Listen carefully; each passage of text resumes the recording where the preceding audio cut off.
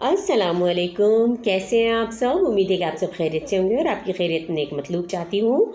मैं भी आपकी दुआओं से बिल्कुल ठीक ठाक हूँ। आज हम आपको क़िससुल अंबिया में से हज़रत सालेह अलैहिस्सलाम के बारे में बताएंगे और उनकी कौम के बारे में बताएंगे।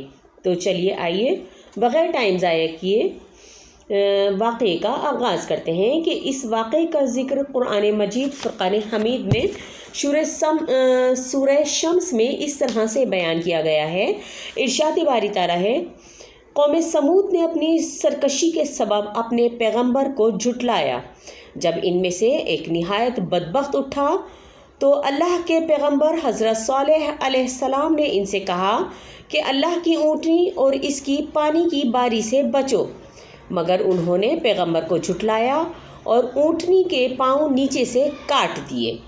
तो अल्लाह ने इनके गुनाह के सबब इन पर अज़ाब नाजिल किया और सबको हलाक करके मलिया मेट कर दिया, और अल्लाह को इनके बदला लेने का कुछ भी डर नहीं, क्योंकि बेशक अल्लाह ताला हर चीज़ पर कादिर है और उसको किसी का डर नहीं है।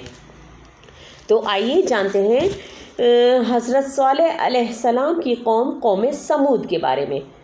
कौम आद की तरह कौम समूद भी बहुत नाफरमान और क्या कहना चाहिए कि बहुत ही ज़्यादा गुनहगार और नाफरमान कौम थी।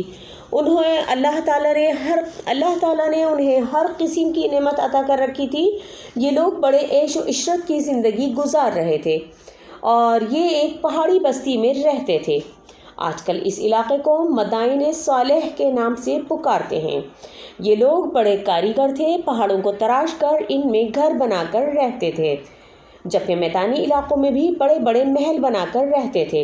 यानी कि उनका तर्ज़ ज़िंदगी बहुत ज़्यादा तायुश पसंद था, यानी कि वो लोग आसाइश पसंद थे।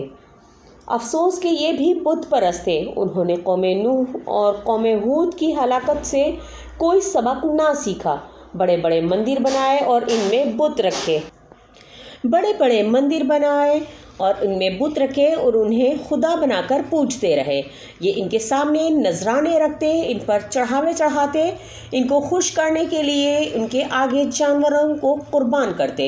इनके बड़े बड़े बुतों के नाम ये हैं: वुद, शम्स, मुनात और लात। ये लोग अजीब अजीब किस्म के बुरे काम करते थे और ख्वाहिशों में डूबे रहते थे। उन्हें खाने पीने और बुतों को पूजने के अलावा और कोई काम ना था। अल्लाह ने इस बिगड़ी हुई कौम की हिदायत के लिए अपने पैगंबर हज़रत सालेह अलैहिस्सलाम को भेजा। कौम समूद का मुआशरा गुनाहों, कुफ्र और शिर्क की तारीकी में डूबा हुआ था। इस सख्त अंधेरे में हज़रत सालेह अलैहिस्सलाम सूरज बनकर हिदायत की रोशनी फैलाने लगे। आप अलैहिस्सलाम जगह जगह जाते, इन्हें समझाते, बात करते, बुतों की इबादत छोड़ने और अल्लाह की इबादत करने पर तैयार करते और तौहीद की तरफ बुलाते हुए कहते, ए मेरी कौम, इन बुतों की इबादत छोड़ दो, शिर्क से बचो, एक अकेले अल्लाह की इबादत करो जो ज़मीनों और आसमानों का मालिक है, और जो कुछ भी इनके बीच में है ये सब इसी रब का है, और इसके आगे तौबा और इस्तग़फ़ार करो। मगर कौम ने इनकी बातों के जवाब में आप अलैहिस्सलाम को झुटला दिया और आप अलैहिस्सलाम की बात ना मानी। मगर आप अलैहिस्सलाम फिर भी कौम की इस्लाह से मायूस ना हुए और बड़े सब्र, वक़ार और हौसले के साथ कौम को अल्लाह के दीन, तौहीद और ईमान की तरफ बुलाते रहे। चुनाचे आप अलैहिस्सलाम ने उन्हें अल्लाह की नेमतें याद दिलाते हुए कहा, देखो तुम कितने ऐश में ज़िंदगी गुजार रहे हो। तुम्हारे पास खजूरों के बाग हैं जिनसे तुम लजीज और ताज़ा खजूरें हर वक्त खाते रहते हो। ताज़े और मीठे पानी के चश्मे खुदा ने तुम्हें दिए हैं। गर्मी सर्दी से बचने के लिए पहाड़ों को तराश कर उनमें घर बनाकर रहते हो। क्या तुम अल्लाह की इन नेमतों का शुक्र अदा नहीं करते?